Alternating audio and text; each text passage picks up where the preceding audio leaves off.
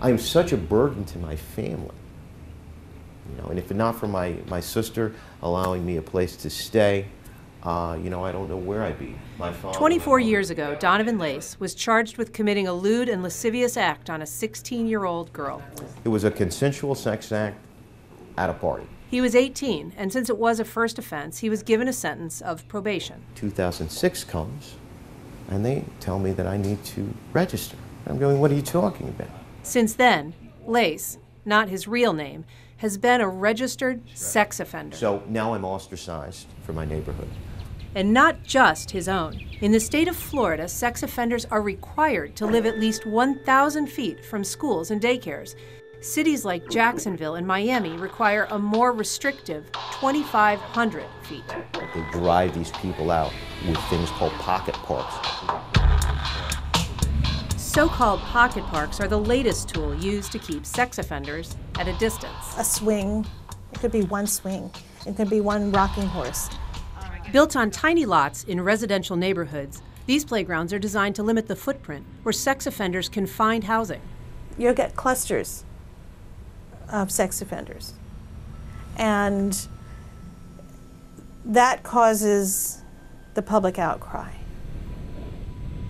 It's one over there, it's one further down on the house on the That's corner. exactly what happened in one Jacksonville neighborhood.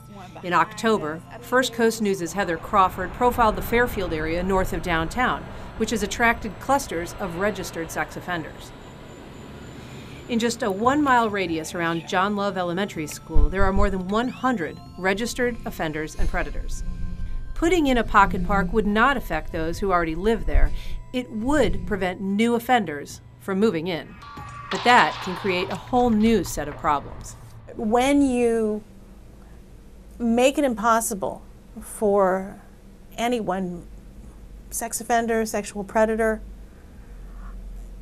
to have a stable residence, to have regular monitoring, to have regular contact with people who can supervise them, they tend to go underground. They tend to abscond, and they tend to reoffend. There are currently 83 homeless sex offenders in Duval County and 1,200 in the state of Florida. By definition, they have no fixed address. You can't track a transient resident. You can't. That's the whole meaning of transient. Where do you live? Nowhere. For years, Miami was known for a massive homeless encampment under the Julia Tuttle Bridge, which became one of the few places sex offenders could legally live. After that encampment was disbanded in 2010, many relocated to a vacant street corner lot in the Shorecrest neighborhood of Miami. At night, it would become tent village. Some had nothing but their sleeping bags. Some had tents. Even just a chair. Since the pocket park went in nearby, sex offenders no longer sleep at the corner, which is now under construction. But they have not left Shorecrest. This Florida Department of Law Enforcement map shows the offenders are still living here. Yeah. And still listed as transient. Right. Yes. For Shorecrest residents, the pocket park served its purpose, but it didn't solve the problem. We used the easiest solution that we could find.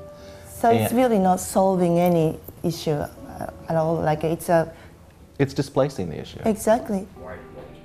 This man is a pedophile. This guy had a childhood indiscretion. This guy urinated on a bush. While Donovan Lace hates what the registry has done to him, he supports it and residency setbacks in the case of child sexual predators. No love for people who would harm a child. When he was just a kid himself, he was lured into a stranger's house and raped. And I don't want anyone to ever have to experience what I experienced. But he insists the sexual assault was nowhere near as traumatic as his years on the registry. I am not scarred for life over that incident. What has scarred me for life is the Adam Walsh Act. That has scarred me, if you want to talk about scars.